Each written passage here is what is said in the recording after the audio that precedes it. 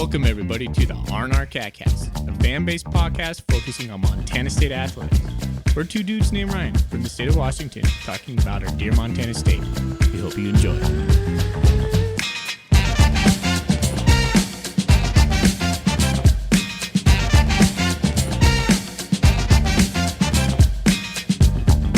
All right, welcome back, Bobcat fans. It's Cat Grizz Week. We're here for an instant reaction covering the beatdown against Eastern Eagles. That feels good to say that. We rarely beat those guys down like we just did, but man, that was a classic whoop down. Thorny, how are you doing? Doing fantastic, man. Yeah, we're recording this on a Sunday instead of Saturday for the instant reaction portion, but man, that felt so good to beat Eastern in that manner. I know Eastern wasn't that good this year, but the importance of this game heading into next week against Cat Grizz, we checked off like every box you'd want to see in this game, so I'm feeling great. Was awesome to go into Cat Grizz with a stellar victory, a 57-14 victory. We'll spend Monday talking a lot about that, but mainly we'll get into the Cat Grizz. But first, we're going to go down the Big Sky, and then we'll get into the good, the okay, and the bad. Let's talk about the game that's first on my docket. Idaho falls to Weber State. Oh, man, did you see this coming? 29-31. I know you were watching it. I was over watching my son's basketball game. What did you see? I mean, I didn't watch a ton of it, so I actually don't really know the tale of the tape here. I think Idaho had a few turnovers. I was mostly just kind of keeping an eye on the score more than anything. I'd turn it on and I'd see a score, but, Weber's a little bit different team with being the quarterback instead of Weiss or whatever. They made a quarterback change. I think he kind of fits Mickey Mental's scheme a little bit more, and Weber's been playing better. So this was a classic trap game, I think, for Idaho coming off the big win. No, I guess that was 2 weeks ago. But either way, like Idaho had to come out and finish off the season, and then everyone thought that they would, and here they are. Probably took themselves out of the top 4 seed talk with that loss.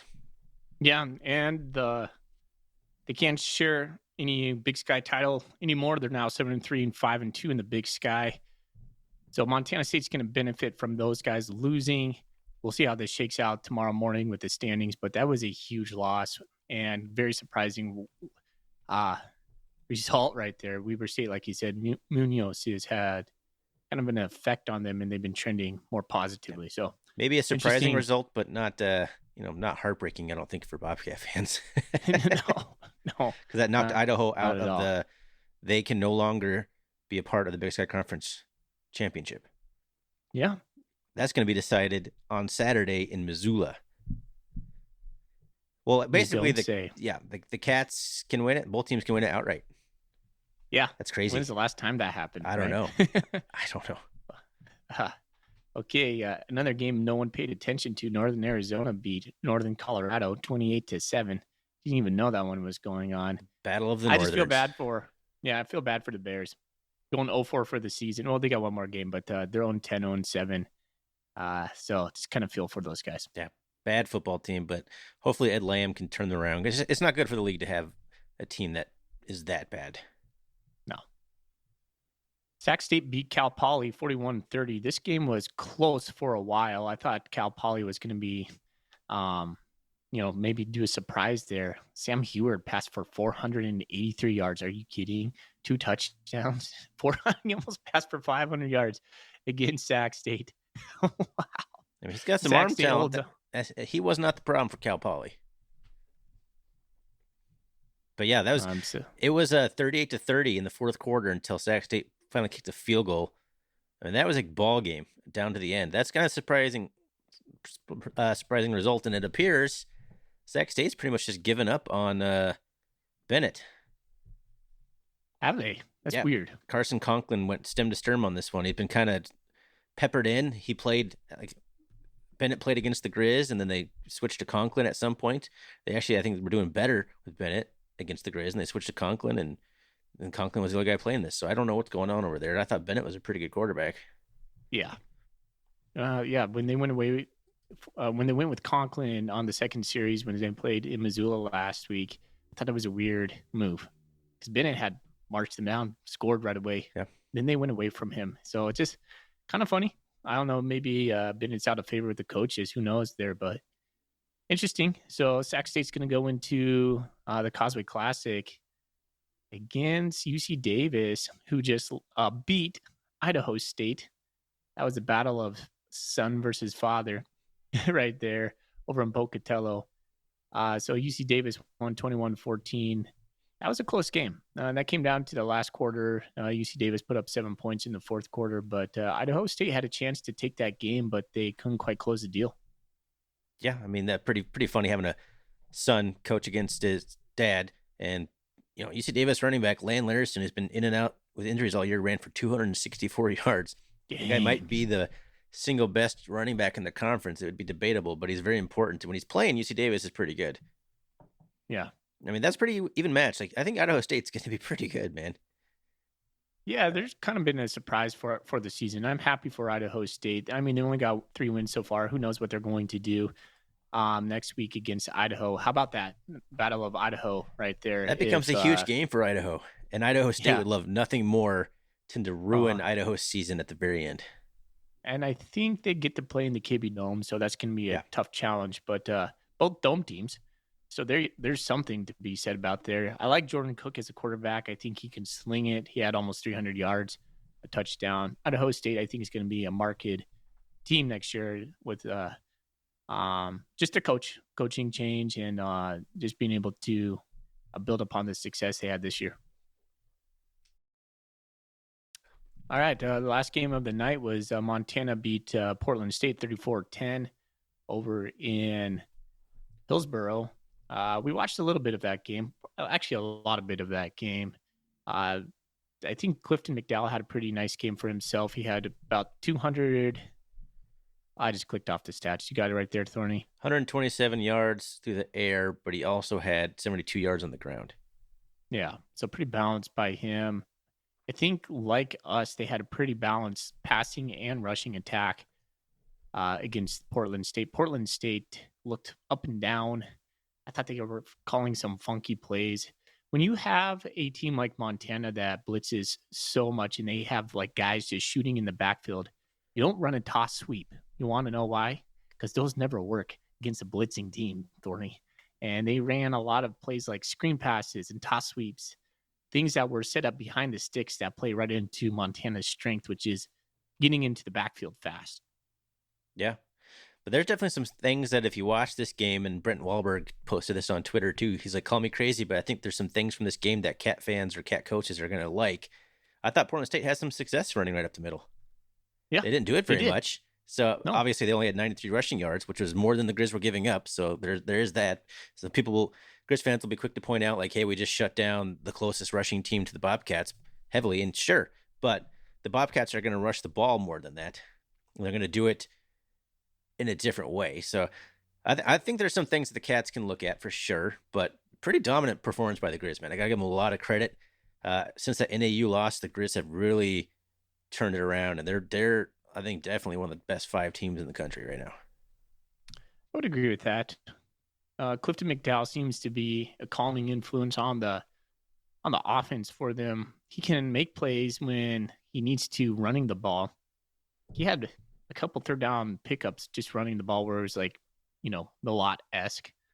3rd and 11, runs 18 yards, picks it up, and you're like, wow, Portland State kind of shoots himself in the foot right there, leaving the middle of the field open. So yeah, he's kind of like a slow Chambers. Yeah. But he's hard to tackle, man. He had that touchdown run where he was just stiff. He stiff arms a lot of people.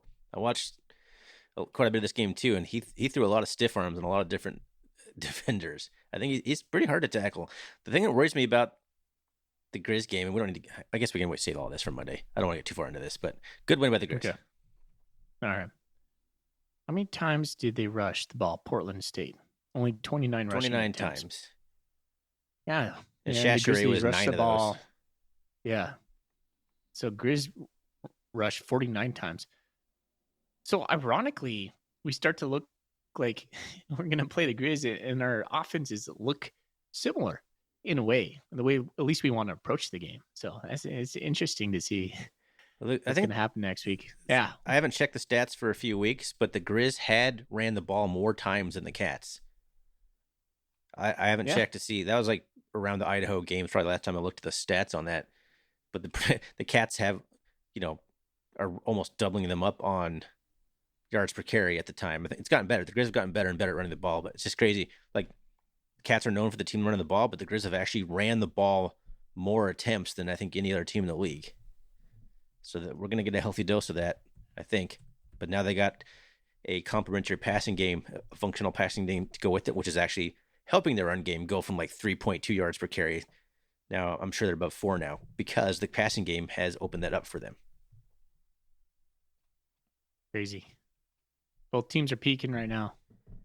Yeah, speaking of peaking, man, Cats, 57-14, man. How good did that feel? Let's just talk about how good that win felt. I want to spend a minute talking about it. Because Eastern, the second most team I want to beat in the league besides the Grizz is Eastern. And I thought we would win this pretty comfortably. I was hoping we would, but 57-14, man, that was just a butt kicking. Well, you know me. I never try to think that we're going to just pound someone, because as soon as I think that goes out the door. Had some of our listeners texted me, "Oh man, we're just gonna wipe these guys." I was like, "Yeah, maybe." And I was holding my breath because we rarely have. In 2010, I think we had a win like 35-10, and that was our biggest margin of victory as of late. And we just lost a lot to these guys over the last decade or so. I get that. I don't feel bad about whooping these guys one bit, because we've taken quite a bit of butt lickings from butt kicking. Butt licking bad. Oh my gosh. It's opposite of finger looking good. Can't take that one out. Butt kickings from Eastern over the last couple of years. Oh geez. Yeah, man. I mean, I was hopeful for this one. Eastern has such a bad rushing defense, and then the way the game started, I was like, all right, well, maybe it can be a dogfight. Like, it looked physical. They came ready to play. They were making some tackles for loss against the Cats. They were doing some good stuff, and we just kept grinding and figured it out. And then the passing game really opened up with some wide open passes. So that's my first thing in the good category. I've been talking forever. Like, when's the last time the Cats passing game has just sat back there in the pocket, thrown a deep ball to the most wide open guy you've ever seen? It seems other teams seem to be able to do this from time to time. Cats just never seem to be able to do it. And considering how often we run the ball, you'd think there'd be more wide open receivers once in a while, but this happened several times this game. And I think Eastern had a complete breakdown because I think they were completely selling it on the run.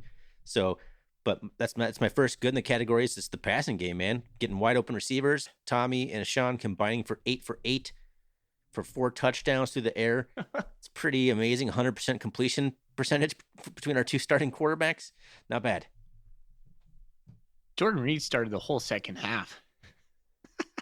That's crazy. The whole second half. Yeah, in the good category, to me, it's just taking care of business. This game, I think last year was Cal Poly, right before the Cat Grizz game. And this wasn't a trap game for Montana State. We took care of business against a team that could be dangerous. Eastern's still Eastern, man. They still have Coach Best over there. They still have a dynamic quarterback, and we saw that, flashes of that. Montana State just put it to them. So that's my good. Another thing in the good category for me is this kind of answered some questions I think I had myself that I don't know if I'd verbalize too much, maybe texted with you and a little bit with Zach, is that, are the Cats getting better throughout the year? It seemed like we've been pretty consistently good. But I feel like between NAU a little bit and then this game, I feel like, okay, we are trending up right at the end here. I feel like we had to put back-to-back really good performances together, and this may have been the most dominant performance the Cats have had the entire year. Yeah. I think Zach asked that, have we looked as good as we did yesterday? That's a good question. That's a good Parts question. of it have. I think Weber was a watermark for us. I also think we played really good early on in the season, especially against South Dakota State. Like, Montana State looked really good in that game. Yeah. But and then we kind of had a lull. The trough being Idaho. But yes, I think we're trending upwards. Somebody in post-game press conference Coach Vegan always says, one of his narratives he preaches is that November is a separating month. We want to separate ourselves from the pack. Big man month. Yeah. Harken back to Coach the same Kramer. Philosophy, different name. Big man month. Yep. So there it is. Man, it just felt really good to take down Eastern. I thought the quarterback play was awesome. I don't have anything written down, so I'm just kind of spitballing, but the way we made our decisions, even our runs. I know that early on in this game, Eastern was bottling up some of the runs. Every team's going to do that right away, but they're not going to be able to hang with us in the long run Well, because we're just going to continue to lean on them. well, yeah, that's the importance of not having an Idaho redo though. If we go 3 and out, if we can't get that run game going a little bit, then that's where teams can kind of play keep away. So, but I don't love the slow starts. And you're right. Eventually, most of the time, it's going to work out. But we didn't score until 5 minutes left in the first quarter. It was looking like there's going to be a tough battle. Yeah. Or did we score in the first drive of this one? Snell and Pickering. Not having Snell and Pickering is kind of a big deal. Like that's not something to be understated. So those guys do a lot of good things to help us, help the cogs on the offensive machine. So hopefully we get one of those or both of those guys back. I don't think we're going to get Snell back. I just don't think so. Hey, did you see another good thing real quick? Did you see JT Reed get in the game? I heard you say that. I didn't catch some of the second half because I had switched over to other games, honestly, and I had gone and done some errands and stuff. I'm like, I don't need to watch the rest of this necessarily. Which is in the good category that I get to say it's that kind of game against Eastern Washington. Because that's usually what you say about like Stetson. Like, okay, well, we beat, it's like 40-0 at halftime. You got to get yourself up for the second half. Well, it was basically that against Eastern Washington. That's pretty good in my book. JT Reed was done for the year. I saw number 55 out there. I was like, who is that? I had to look it up, and I was like, oh, man, JT Reed's in. That's so cool. Some good depth. He's like a preseason All-American, I think. So speaking of like injuries, the other good thing for me is this was such a blowout. We were able to rest so many guys. And that's huge, man. Like this part of the year, we're banged up. We don't want to be any more banged up. You don't need to have guys hurt. Julius Davis only had 5 carries in this game. He's a guy that he came out pretty early on. I think he had played like the first quarter, maybe. I'm not sure I saw him again after the first quarter. So that's in the good category for me. Yeah, we have lots of guys with carries in this game. There's like 10 ball carriers. I'm going to break down my stats tonight as I prepare for tomorrow, but Taco Dollar flashed. He had some catches. He was more involved in the passing game. It was good to see that. It looks like his shoulder's feeling a little bit better. Happy for that. He had a 34-yard reception, and then he ended up with 33 yards, so he must have lost a yard.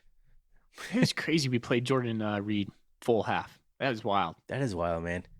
But, I mean, you can have injuries throughout the rest of the team in a way, but if Sean and Tommy are both healthy, the Cats' offense is dangerous, period.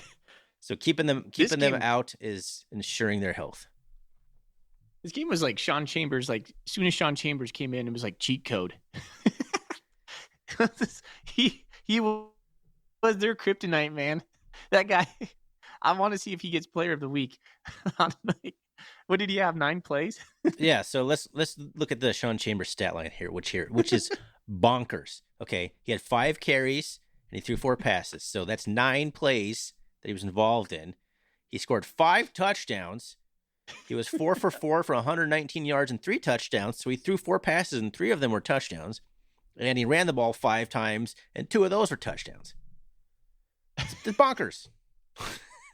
For how little you're in the game to have that big of an impact?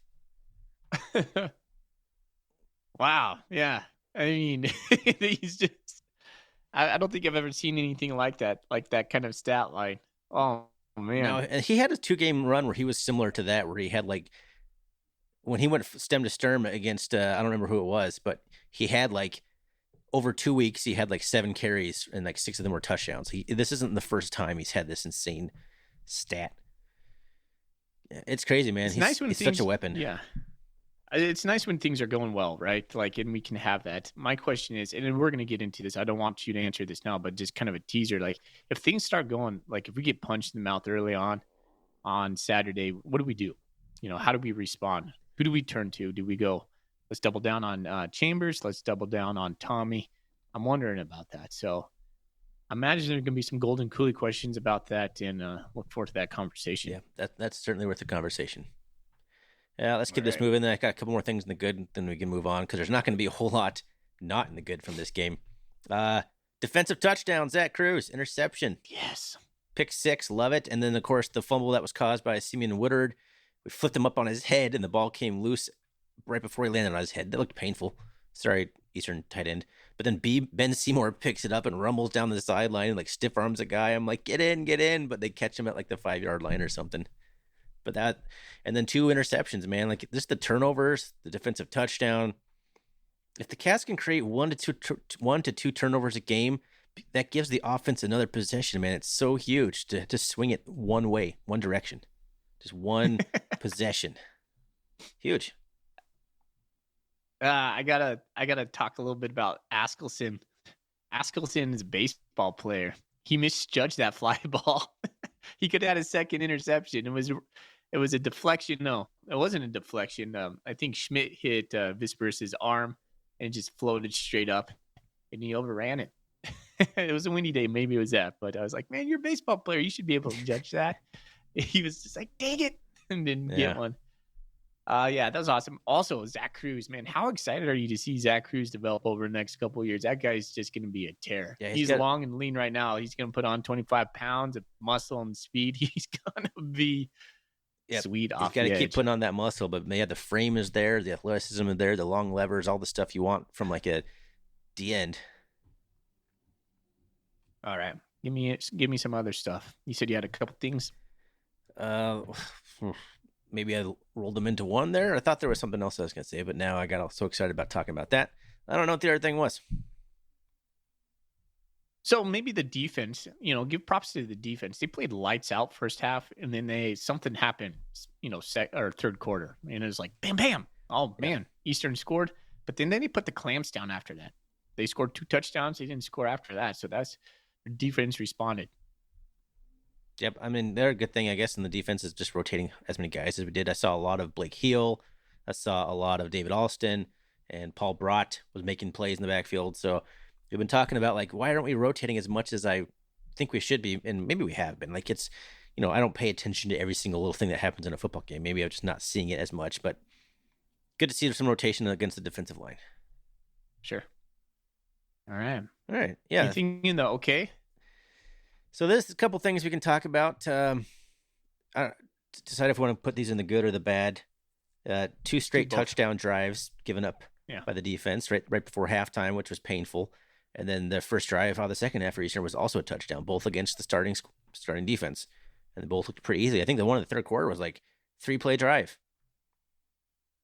Yeah, and that one was head scratching. I was like, what just happened? The one right before halftime, there was some good conversions. That was bad tackling. I guess that's the other point to this is Montana State's open field tackling was really, I don't know. I hope that doesn't show up again in the season ever, because that's not championship level defense right there. I mean, that's I think one of the biggest problems for the Cats not being able to get off the field. Like in Idaho, you just got to tackle a guy. You just got to make the play. You got to drop him for a 2-yard gain. Instead, he gets out of the tackle and gets a 7-yard gain. Like that, those things matter, especially for a team who are methodical like Idaho and like the Grizz. If you keep getting them the 3rd and shorts, they're going to convert him. You got to make those tackles when they're available. They've done a good job of not giving up a ton of big plays, but you got to make some more stops. Okay. Yeah, that's all I had, man. It was a 3-play, 75-yard, 47-second touchdown drive in the third quarter, Eastern's first drive. And that reminded me so much of that South Dakota State drive, where things were looking good for the Cats. And then I think theirs was also a 3-play touchdown drive that just all of a sudden, okay, well, never mind. Didn't matter in this one, but it's going to matter. It almost happened so fast we were like, what? What just happened? But they weren't able to recapture any of that after that. So, let's get on the defense. It was something like the first 5 drives for Eastern Washington, they had like 60, 70 total yards or something. And then the last 3, they had like 200-plus yards. So their next drive was a 9-play, 56-yard drive that ended up in a field goal attempt that they missed. So even the next drive, they still were moving the ball 9 plays. I mean, there was a little stretch there, like you said, the third quarter. But overall, defense played really well and started taking guys out and subbing out and whatnot. And the defense will only get more healthy, I think, if Danny Yu comes back, hopefully for next week. But if not, the playoffs. Polidor will be back at some point. It's promising. This was a very promising game. I think we sewed up a seed with the win. Montana State's now 8-2, and we can win the Big Sky outright if we win over in Missoula this weekend. Cat go, Grizz man. week is going to be huge. Yep, Yeah. Cat Grizz week is here. I'm stoked. We'll have some good content for you guys this week. Can't wait. Right on. I think that's good. All right. Well, thanks everyone for listening to the late instant reaction show. Instant in quotes. Sorry about that, but we're here. It's going to be released on Sunday evening. If you can find us on Twitter, our Catcast, you can always find us on Bobcat Nation, all that good stuff. Fully, let's just get out of here, man. Let's go Cats. Go Cats. Go Cats.